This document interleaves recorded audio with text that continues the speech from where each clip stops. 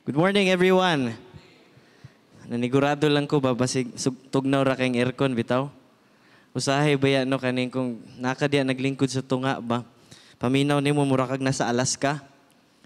Well, it's good to be in the house of the Lord this morning. And before we go to God's Word and we talk about the last church in Revelation, let us do our declaration. This is my Bible, ready, go. This is my Bible, God's inspired word, a lamp to guide my feet and a light to my path. I am committed to study and apply it into my life. Your word, O God, is a treasure, and they are my heart's delight. I am determined to keep God's word in my heart until the very end. And everyone will say, Amen. And so I said, last na jud na Sunday, yes. Mahuman na jud ang series on the 7 churches of Revelation. But samtang nag-andam ko ani nga sermon, I find myself preparing a really heavy sermon because kani siya it speaks or it touches a really sensitive nerve sa ato ang mga tao. And I myself am not exempted of what this message has to say for us this morning. And so, I stumbled on a story of a person nga misud siya sa usa ka buok ka train station. Nagdali-dali siya kay trabahante siya sa usa ka buok ka dakong kumpanya. And while naglinya siya, punuan ang train station ingon ani. Paglinya niya, nabanggaan siya usa ka buok tao. Pagpangga siya ha. Nabantayan niya, ana siya siyang bulsa. Ay, nawala akong wallet. Iyahang gibuhat, katong nibangga siya nga naon nagsulod sa train. Iyang gibira ang necktie. Unya, nisirado naman ang pultahan sa train. Imagine ninyo sinihitabo atong tawhana nga gibira ang necktie.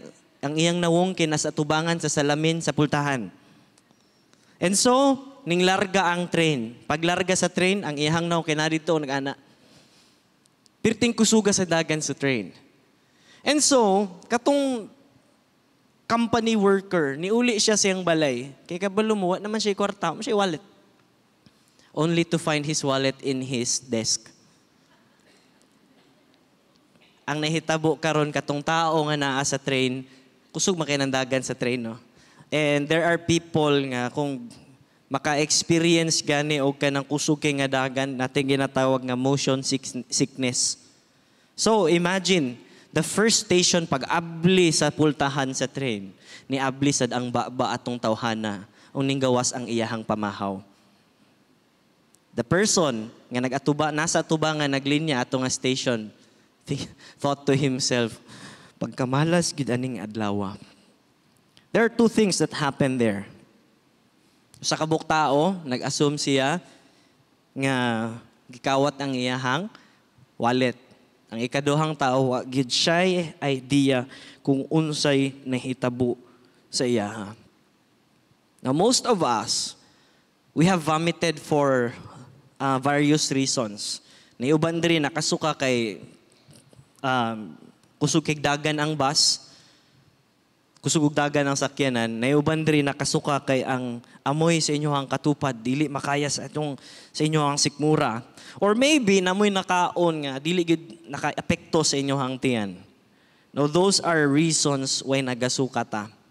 But figuratively speaking, natay expression diri sa Pilipinas or diri sa ato sa Mindanao. Gamito na to idea of suka tungod kay ang isa ka buok ka batasan sa tao dili madawat. We are very familiar of this. And we even have the expression nga batasan nga di makaon sa iro. And even dogs eat their vomit. Right? Kabantay mo sa iro usahay mo ganaana ginang iro gani. Meaning ana musuka taud-taud di nagkaunog balik. But there are certain things nga dili kaunon og balik sa iro. Today, as I am talking about the last church of Asia, Laodicea, or kung English nga ka, Laodicea, the performance review here of Jesus Christ deserves all our attention. kinahanglan ang ato ang tibuok nga attention. Not just our attention sa tuang pandungog, sa tuong mata, o sa tuong hunahuna. But actually, it needs the attention sa ato ang kasing-kasing. As I have said earlier, it touches a really sensitive nerve sa ato ang mga kinabuhi. And I hope kaning mensahe karong kabuntagon will bring healing. It will bring us, or put us in a right place before the Lord. Kaya usahay, kita nga mga tao, we are so forgetful. We become too passive because of the things nga nahitabo sa ato mga kinabuhi. And when Jesus wrote or said these things sa simbahan sa Laodicea, effectively, Jesus is saying this. And I entitled the message this morning, The Church That Sickens God to the Stomach. Effectively, niingon si Jesus Christ sa ilaha kung sa Bisaya pa, makasuka inyohang batasan. And it's a heavy message to preach because I myself am not exempted to this message. So, what does it, unsa ang butang ani nga simbahan that God finds nauseating? Now, Revelation chapter 3, verse 14 to 22. Basahon nato. Let's follow. Please follow with your eyes. Okay? Verse 14, mo ni gingon. To the angel of the church in Laodicea write, These are the words of the Amen, the faithful and the true witness, the ruler of God's creation.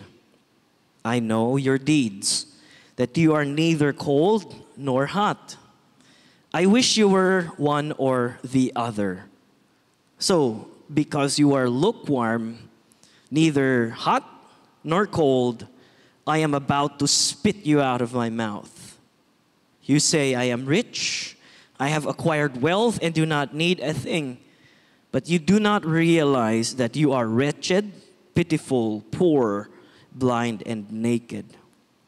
I counsel you to buy from me gold refined in fire, so that you can become rich, and white clothes to wear, so you can cover your shameful nakedness, and salve to put on your eyes, so you can see. Those whom I love, I rebuke and discipline. So be earnest and repent. Here I am.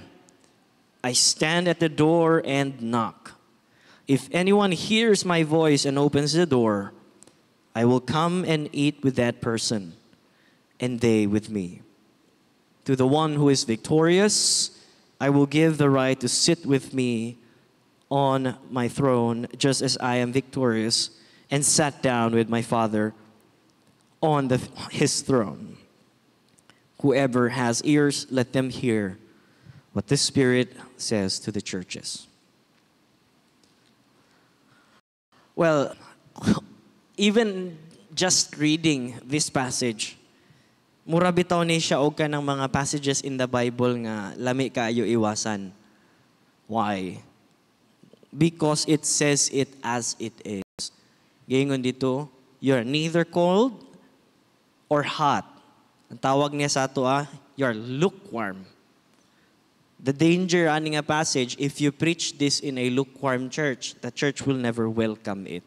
A lukewarm person will never welcome it. And I pray na kaning mensahe this morning, as we look into this church, we ask God for a deep search in our hearts and allow His Spirit to have His way with us this morning. And siguro, nag-wonder mo ba, anong lukewarm man ang tawag ni Jesus aning simbahan? And He's, by the way, talking to a church, a real church. Now, let's look at Laodicea. Unsa din nga simbahan ning Laodicea? In ancient history, AD 61, 1st century pataas, hangtod 4th century, this church is one of the wealthiest church in the ancient world. Dato kay nga simbahan. It's known for kaning in history, kaning magud na mga area sa Turkey, sige niglinugon sa unang panahon. And so, when a big earthquake hit this part of the world, mga AD 61, 62, natumpag ang tibuok na syudad sa Laodicea, along with all the other cities ngayahang surrounding cities. And along with Ephesus, kaning Laodicea and Ephesus are the only churches or only cities nga wala nang inahanglan og tabang sa imperial government sa Rome. Ana si Nero sila, oy tabangan ta mo sa inyong rebuild project. Niyan ang Laodicea siya. Oy, kami na. Kaya na namo. We can manage our own. And since this is a very wealthy city, it is a banking center. Diri mo adto ang mga tao nga nay kwarta. They invest their money here. And during those times, it is gold and silver. Ikaduha, this is a medical center. Medical center, nga naman, there are plenty of medical schools nga na-found sa Laodicea. And in ancient Greco-Roman nga world, kanang giniingon gani nga eye salve, gikan ni siya sa usa ka buok ka powder, ginatawag nila kaniadtong panahon, it's a Phrygian powder. Isagol nimo siya sa tubig, butang nimo sa imong mata. It heals eye ailments. Makaayo siya sa mata. And lastly, this city is known for its textile. Na sila'y mga sheep nga itom. Kita mo black nga sheep. Black sheeps nga kung imuhang tanawon ang ilaha bitawng balhibo, mag-reflect ang ilahang balhibo sa sun. Sometimes it becomes purple ang iyang naong sa kaitom niya. And they found a way nga i-weave nila tong wool sa sheep and sell it to the market. In fact, kaning ilahang wool nga gikan diri sa Laodicea niabot tig Italy sa iyahang kanindot. And you can assume the people of this city nagsuot sila ani nga wool. Kung sa atong panahon karon murag Beverly Hills ba? Ambot na pa bay Beverly Hills karon? Kasunog sa Beverly. Nasunog ba? Wala ka balo. If you go to Beverly Hills sa US, kuya kay mga tao, di ba? It's a very wealthy spot in the United States. Ang mga tao dito mosanina og mga mahalon king sinina. Same thing with Laodicea. Mura siyag ingon ana. I also noticed a certain street in South Korea, ang tawag nila Hapgujongdong. Yung Hapgujongdong, mura po siya og Beverly Hills. Musaka ka, pasaka lang siya, yunana. Isa ka kurbada lang, napuno siya og designer ng mga shops. So, ang mga tao nga nagpuyo dito nga area, medyo people of means, gid ba? Kaya jud kayo sa nga tanan. And katong mga wala gid in town, magtanaw-tanaw lang ka dito. Ang tawag na mo ana is eye shopping. Okay? So, the church here takes its cues from the city itself. Nakuha nila ang kultura, nakuha nila ang batasan mismo sa syudad. And what did that result to the church? Unsa ang resulta na sa simbahan? They have all the physical advantages. Na sila'y finances, na sila'y prestige, na sila'y influence. But they developed a certain attitude that made Jesus very sick. Unsa man ni siya? They developed apathy. Unsa nang apathy? In other words, indifference. Yung sa Bisaya, walay pakialam. Okay? Apathy is something that is really kanang, I would consider apathy nga kanang, it's the thing that we do to other people that degrades other people. According to Helen Keller, ana siya, science may have found a cure for most evils, but it has found no remedy for the worst of them all, the apathy of human beings. Anong dako man kay siya nga evil? Because it is the biggest insult to any human being.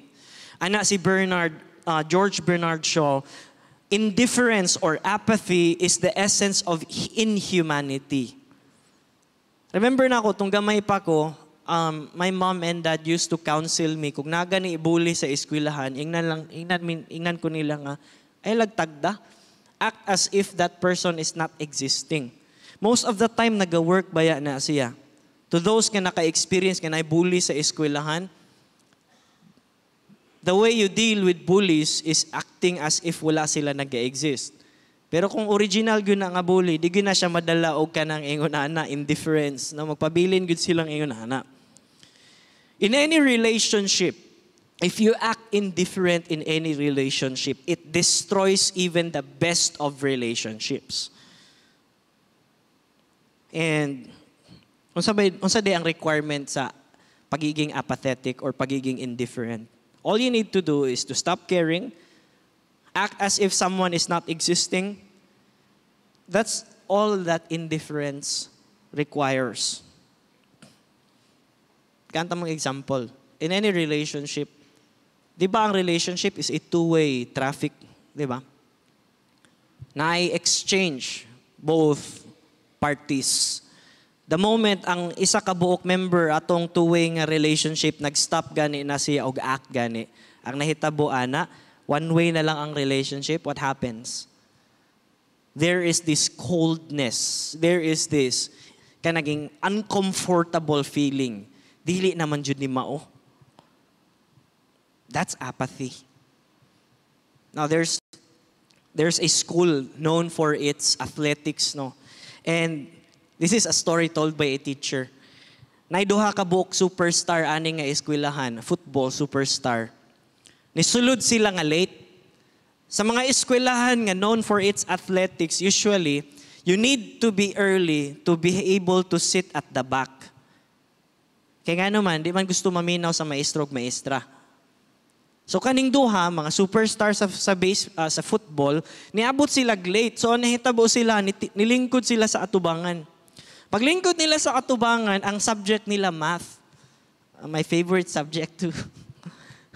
And while nag-lecture ang teacher, they were bored.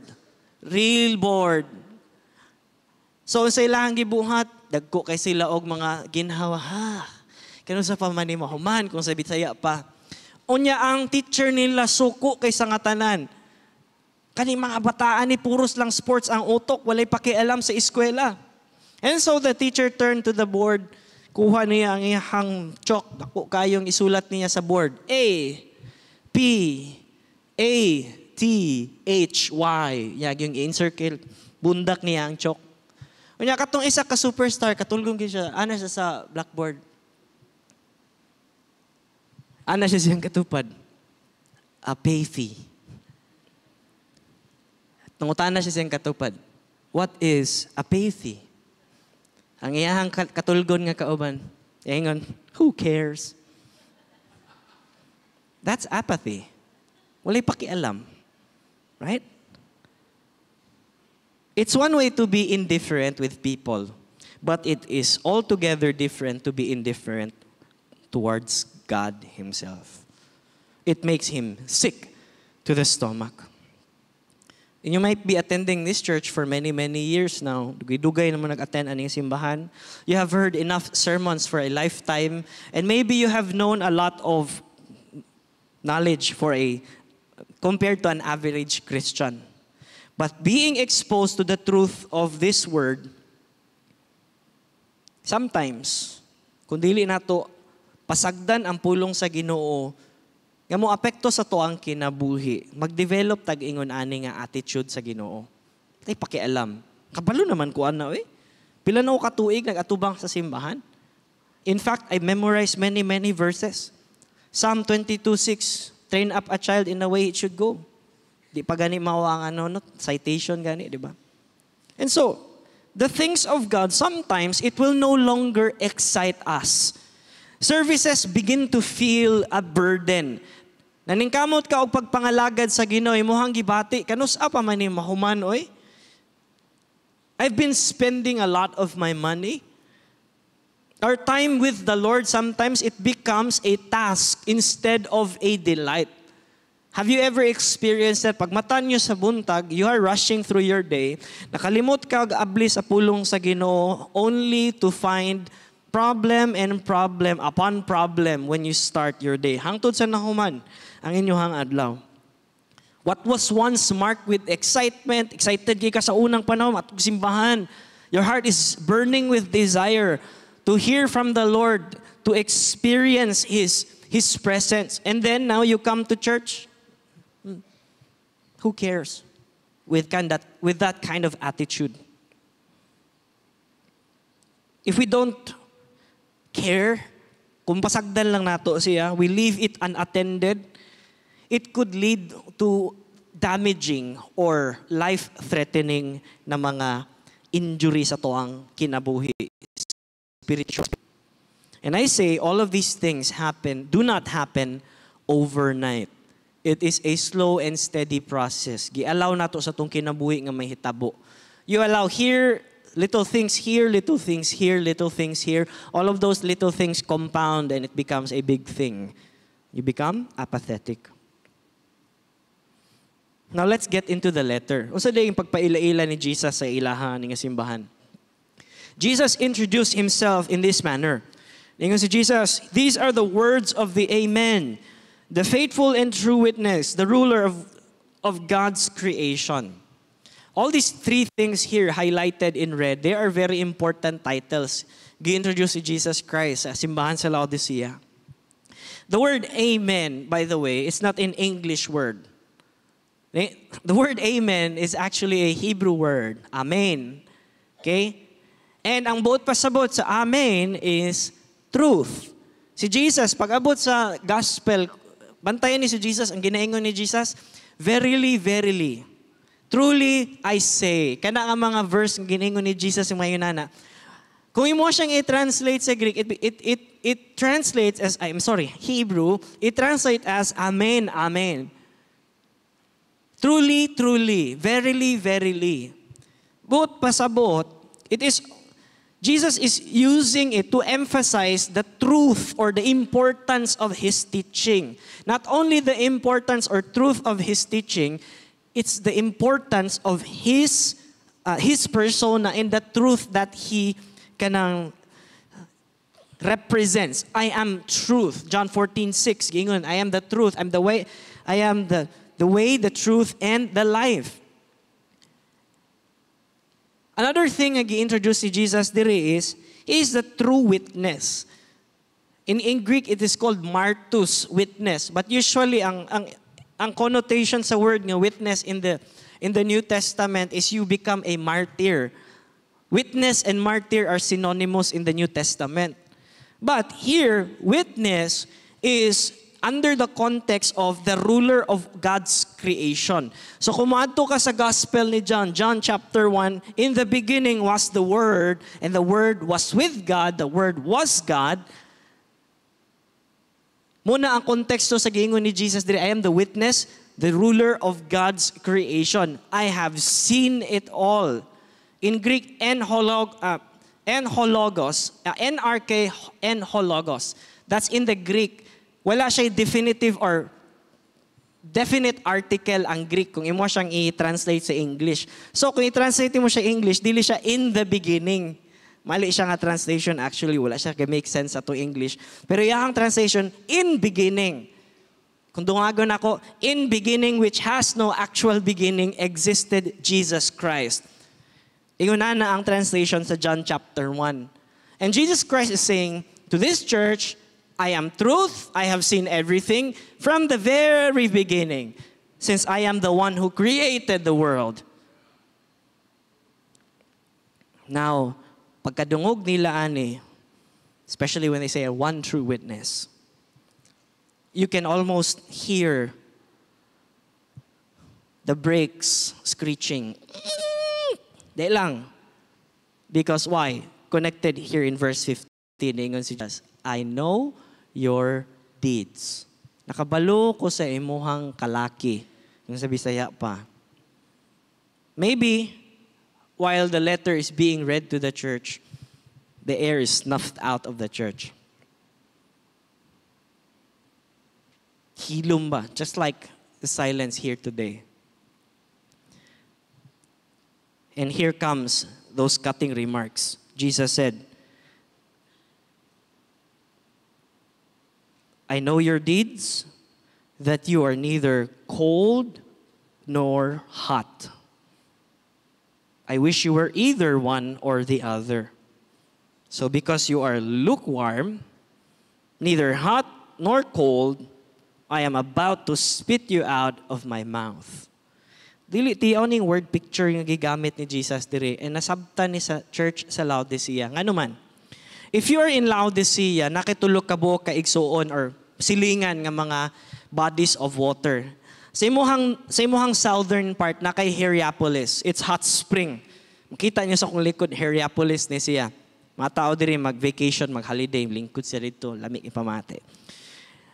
Kaduhaan nasa northern part, you have Colossae. Colossae is a cold spring. And kaning Laodicea, nagsalig sila sa river nga Lycos ang pangalan. Pero ang problema sa Laodicea, ang ilahang location geographically kinasila sa taas. And so, unsay ginabuhat nila sa unang panahon? Mugamit sila aqueduct nga ilahang iana nilang tubig bitaw. It's an it's a advent in engineering during those times. Murag sige nang sa tuang water district ba sa tung panahon karon. Gigamit nila to ng mga stone in order to transport water. And so, since taas-taas ang Laodicea, by the time nga moabot ang tubig didto, ang tubig mahimong lukewarm. Ang tubig mahimo siyang medyo lain kung inumon. Sometimes, especially during the summer season, ang tubig mahimo siyang tepid. Dili siya nindot nga inumon. So people from Laodicea usually go up northern part para makainom sila og nindot nga tubig. Now, let me ask you this. Pagbuntag sa'yo, mamahaw ganita, tagaan tagkape nga, tunga-tunga ang temperature, ganahan ka mo inom? Diba, dili taganahan? Akong si Papa, kung mo ato ni restaurant si Papa, ang iyag yung hangyo, basta na sabaw, ang sabaw dapat init. Kaya kung dili gani init ng sabaw, mas bugnaw pa gani sa simod sa iro ng sabaw, di na sabaw. Diba? Manghud lang na gamay sa lamaw. That's exactly what happened to the church. Pag ingon ni Jesus, you are lukewarm. Why are you? Diba? Siguro, you come here thinking, these are strong words. These are words na dili kayo lisod dawaton. And here comes the very unique word that only occurs here in Revelation. Diri lang, Revelation chapter 3, verse 15 and 16. I am about to spit you out. The only place in the New Testament nga naaning a verb to spit out, or in English, to vomit. It denotes kanaganing deep or strong rejection of something. Jesus strongly rejects lukewarmness sa atoa. He doesn't like it. Mura kag niinom mog sabaw nga tunga-tunga ang temperature. Usahay dili na gani dawaton. Ang penongs gani. Mayon sa penongs. Lingi din tanan ba no? Sa penongs baya kay nabi sila uniform ang ilahang buhok uniform pod. So pag ana nimo paghatag sa sabaw sa imo nga puno og magic syrup, dili gani na init gani way lami. Di ba? Unsay mahitabo sabaw ipadaplin na lang. Literally this is what happens. Beneath the surface of worldly success, financial capability, hides the corpses of decay. Spiritual indifference, spiritual lukewarmness. And I'm kaning a verse usahay taken out of context ba? Some people would say, Jesus would prefer that you are an atheist, you are cold, wala kay pakialam yun totally. Because yun siya, I wish you were either one or the other, cold or hot. Or yung isa, overly zealous, religious zealot. At the core of the issue here is whether those who profess Christianity or faith in Jesus Christ possess genuine relationship with Jesus Christ. Importante kay na siya. You can say all you want that I am a Christian, pero kinabuhi nato gikag Lunes hangtod Sabado dili mag-abot sa ato ang profession that we are Christian. Why? God sees our hearts. Dili nato matago atong kasing-kasing sa Ginoo. We can mask our hearts by the things that we do, magministry ta unsa patong ginabuhat, but there is no hiding in the eyes of God Himself. 1 Samuel chapter 16 verse 7 says, But the Lord said to Samuel, "Do not consider his appearance or his height, for I have rejected him. The Lord does not look at the other things people look at.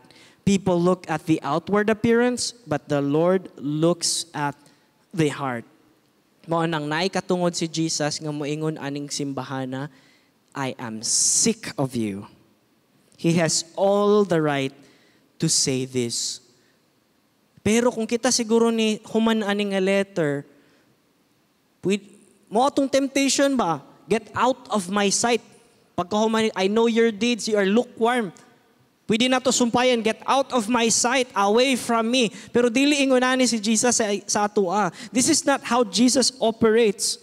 And I am happy for that because there are moments in my life that I become lukewarm myself. I am glad that God never throws me out. Namatay temptation nga ingon na usahay no, human as we are. Mapura na ganita. How be? But Jesus doesn't do that. Down in 18, verse 18 and 19, we have here advice and reminder from Jesus. Verse 18 says, "I counsel you to buy from me gold refined in fire." Buot pasabot, gold which is refined in fire, the trials, the testing, the suffering, living life on the edge, spiritually speaking. Kaya nga naman, you are trusting God no matter what. That's how we are refined in fire. We trust in God alone, not anyone else. So you can become truly rich. This is what richness truly means. And here Jesus says, and white clothes to wear, so you can cover your shameful nakedness. While nagsuot-suot ang mga tao sa Laodicea o Louis Vuitton, kuyo kisilag sanina sa unang panahon, Jesus says, you are naked. I'm giving you white clothes. My righteousness I will give to you so that you will not be naked. You will be clothed in my righteousness. And also here, gibalik po ni Jesus, no? And salve to put on your eyes so you can see. Because they didn't know that they were blind. So there are three things here. Trials,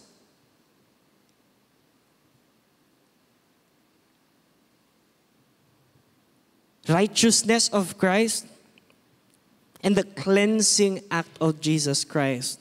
And why does He do this? Because here He said, "Those whom I love, I rebuke and discipline." Kana mga parents, when you discipline your child, you discipline them because you truly love them. Di na ko na masabtan sa unang panahon. Bunalan gani misa kung igsuon sa unang panahon, ingon ng mama papa, palangga man mo namo, pero gibunalan mo kunimo. Di ba? That's the tendency of children. But parents see the multiplying effect of a little act. Kung makita ganinyo ang isa ka book act gani asa na padulong act, you arrest that act. Mali imong gibuhat. So that magbantay. Spare not the rod. Ato ang panahon karon, grabe kayong human rights. Human rights have no regard whatsoever to the morals that we stand on. So moingon inyong mga anak, sumbong ta ka sa sa barangay kay gibunalan ko nimo. Ingni inyong anak, oy nak, magpakulong na lang ko dito kaysa mahimo kang buluyagon way batasan. I still remember si papa ni Brian, asa na to si Brian? Si Donardo. Iyahang giingnan ang pulis nga, "Chip, ikulong na lang ko, Chip, kay buluyagon kay ni akong anak." Hilak in taon ng bata, "Ayaw pa."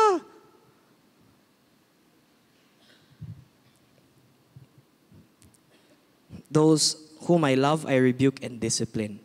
Parents, they reprove and discipline the child because this is the enormous responsibility nga gihatag or gientrust sa Ginoo sa mga parents. It is your responsibility.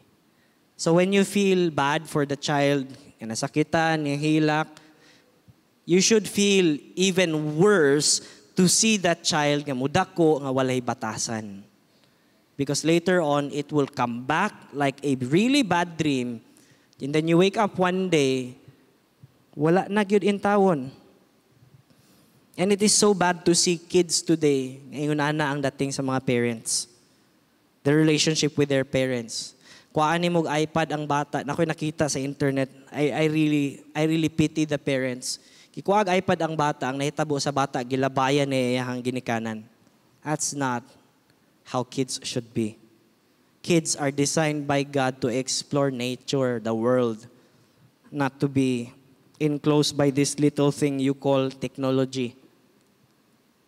Dili makaton ang bata ana. And Jesus here says, be earnest and repent. In other words, Jesus says, be truly zealous, be hot, be earnest, be passionate, and also repent. The walk of repentance is not an overnight walk. It's every day, turning to God. Decisions you make, Lord, I turn to you. This is a situation in my life. I am tempted to do this. Lord, I turn to you. It is hour by hour, moment by moment decision, turning away from your sin and turning back to God. That's repentance. And if you haven't turned to Jesus Christ today, turn to Him. Mo na pinaka the best nga decision nga imong gibuhat sa imong kinabuhi.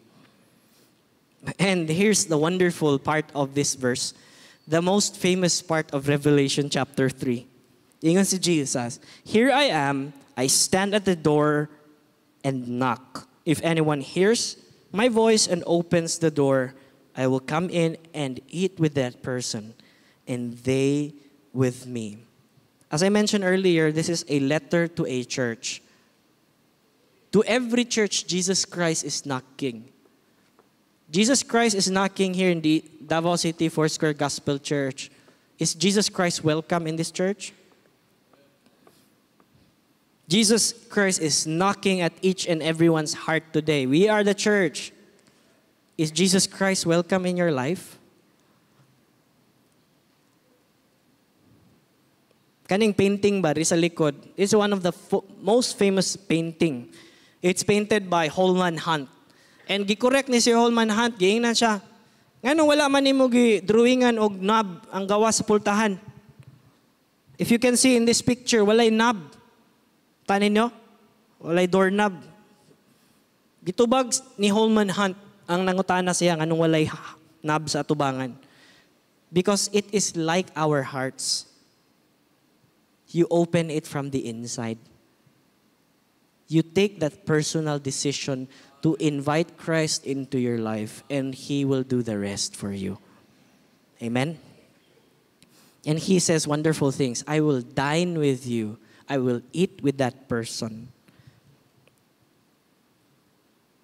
It talks about our fellowship with God.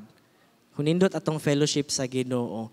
Life, although challenging, ato ang kinabuhi, lisod tanawon ato ang kinabuhi, but life becomes meaningful if we have a truly wonderful fellowship with Jesus Christ. Moatubang ka sa imuhang kinabuhi adlaw-adlaw, saying that with Christ in my vessel, I can truly smile at the storm. And lastly, verse 21, gingon, to the one who is victorious, to the one who repents, in other words, I will give the right to sit with me on my throne, just as I was victorious and sat down with my Father on His throne. Kaning victory, it's usually associated with victory of faith. In ancient times, it amazed me ba while I was studying this. In Greek culture, ang goddess of victory or Nikeo, to conquer or victory, ang pangalan sa ilahang goddess is si Nike.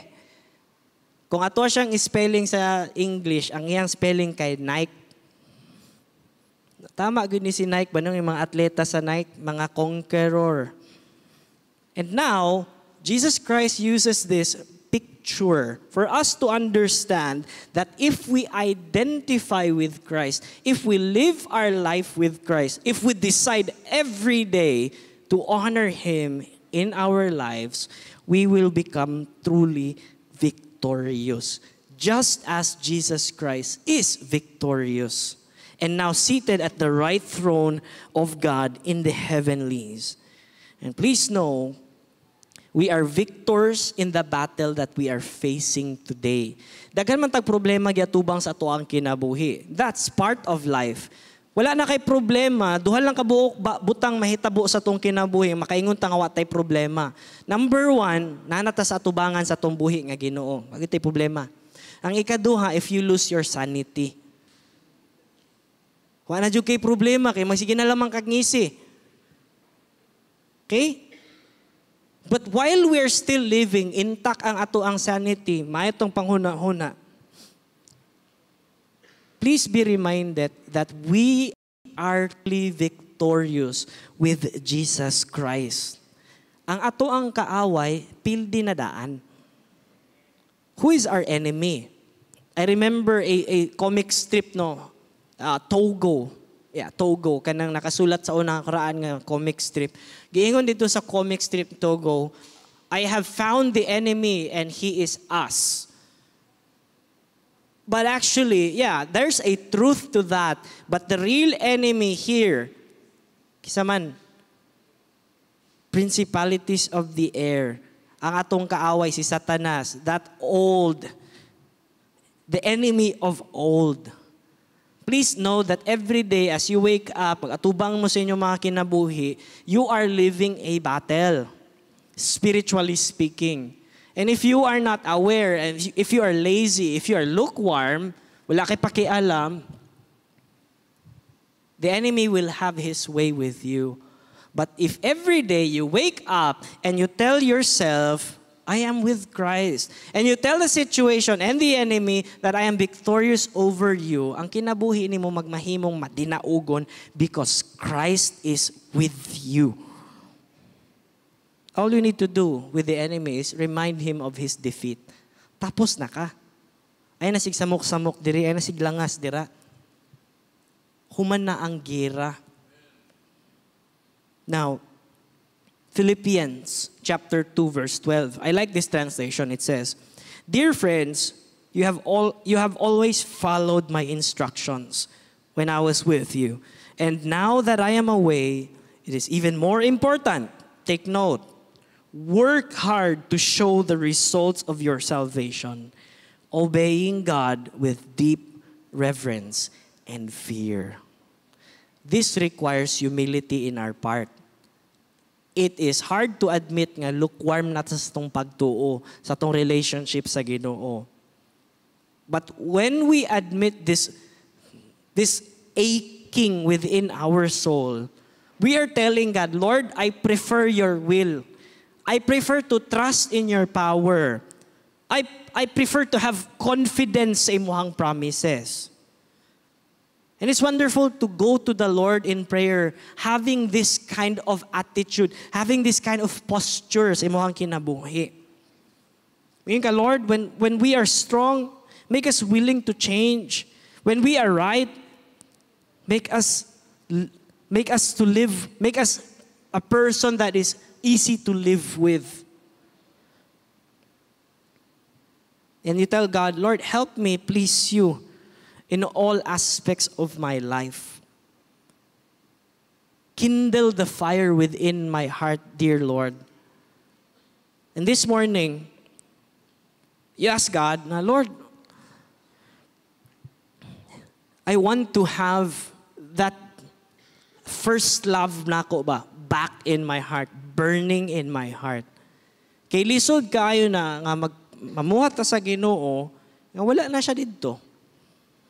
A life becomes really dragging. So sa may lessons nato sa Laodicea. Number 1, guard against drifting spiritually. Be intentional in maintaining a close relationship with Jesus. Avoid complacency.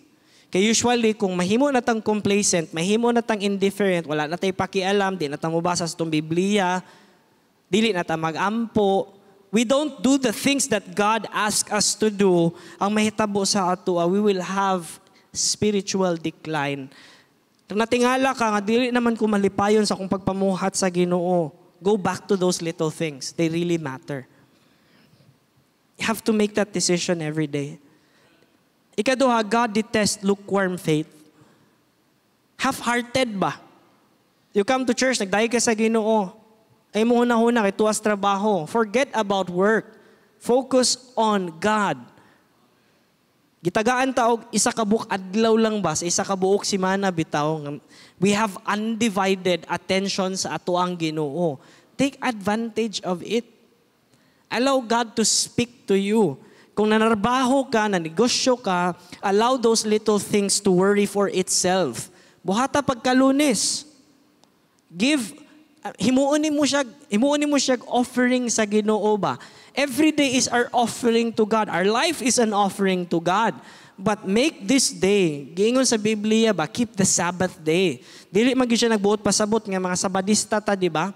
But Jesus is saying here, in the Old Testament, God is saying to us, keep the Sabbath day. Make an appointment with me. Come and dine with me. That is the essence of the Sabbath. We come to the Lord. In Jewish culture, kung Sabbath ang pamilya magkahiusa sa dinner, a Shabbat dinner. That's the most important meal of the week. Now you come to church, you partake a meal with God. Unsa to ang meal? His Word. His Word is our food. It nourishes us spiritually. Kung wala ta nagpartake sa pulong sa Ginoo, ang mahitabo sa ato we become spiritually malnourished. Nindot kita tanawon from the outside, but from the inside, spiritually speaking, you are wasting away. Ikatulo, Jesus waits for an invitation. When Jesus knocks in your door, Jesus awaits your invitation. Wala ginapugos ni Jesus.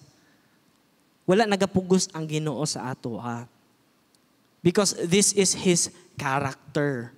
He wants us to choose Him. Because love requires free will. Kung dili ta mo pili, that is no longer love. Because we are driven by, unsa man, compulsion. Murag robot ba? Gibuhat ka sa Ginoo nga, dili na ka pwede mo pili. That's not real. Christ waits for an invitation for us. Dili niya gina-impose iyang kaugalingon sa ato. And lastly, victory is found in Christ alone. True and lasting na triumph sa ato ang kinabuhi comes only through faith and dependence on Jesus Christ and His promises. So tindugi na siya karon. And as we end today, and this is the last church indeed,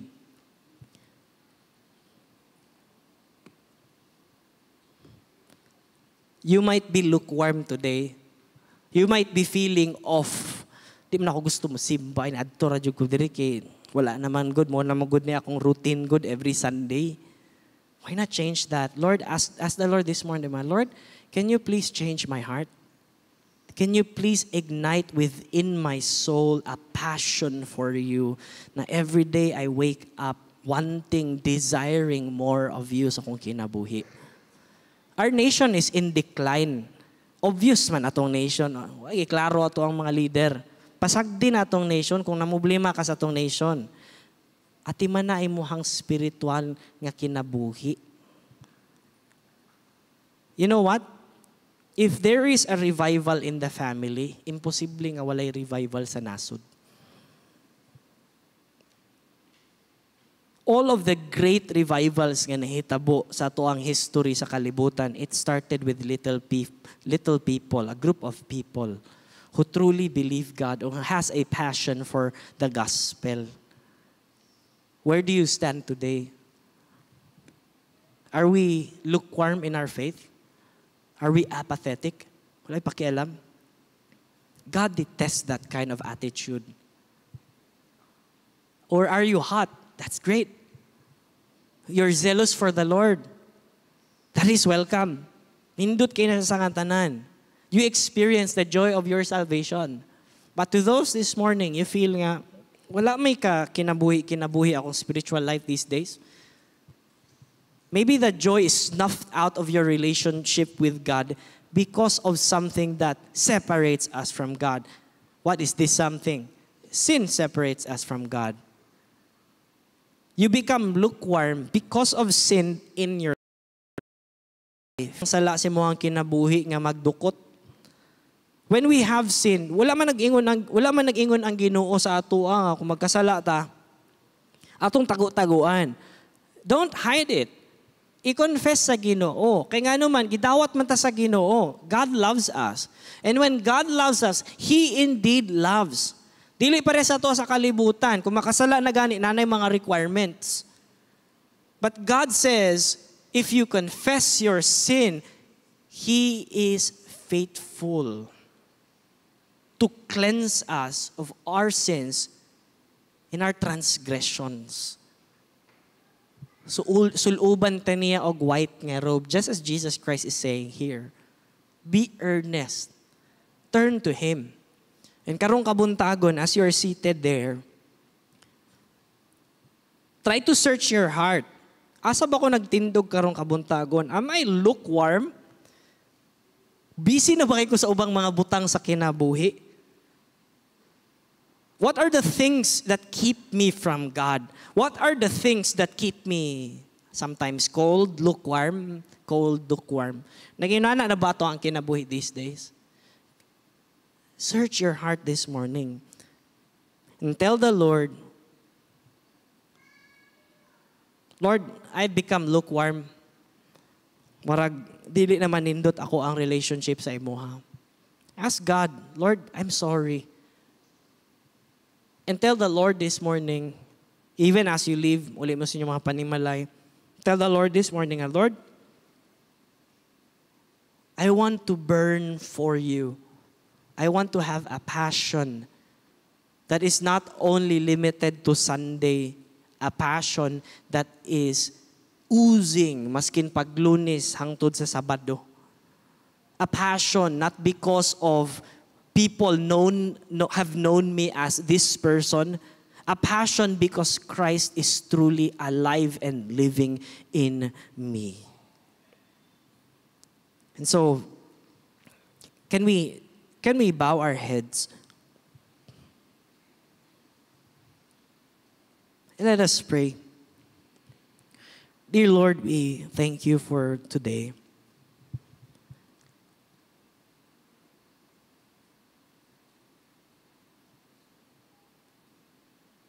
We thank you for this reminder. Salamat po kayo, Ginoo, for letting us see our reflection through the mirror from your word. Lord, we are sorry for sometimes we have become really lukewarm. Ang amo ang kalipay kaniadto, Ginoo, napulihan ug kakapoy, napulihan ug kabalaka. Napulihan ug kasuko. But I pray this morning, Lord, can you please replace all those things, Lord, with your love?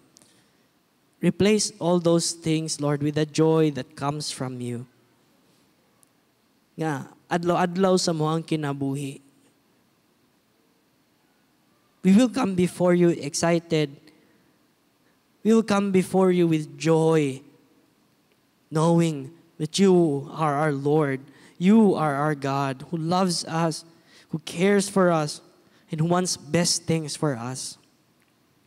And this morning, Lord, let your Spirit, Lord, work in each and everyone's heart. Touch each part, Ginoo, even the parts that are sometimes, Lord, amo ginatago-tago sa imuha. We give it to you this morning. And allow, Lord, your word to speak, to pour down like rain in our lives, to wash our eyes so that we will see your majesty. And help us, Lord, to be still and know that you are in this place. You are in our lives. And let us stay and rest, Lord God, in your holiness. Salamat kay Ginoo karong kabuntagon. And we thank you, Lord, for these letters allow them to continually speak in our lives. Let them become reminders of your goodness and your faithfulness to us. And all of these things we ask in the powerful name of our Lord and Savior Jesus Christ. And everyone will say, Amen and amen.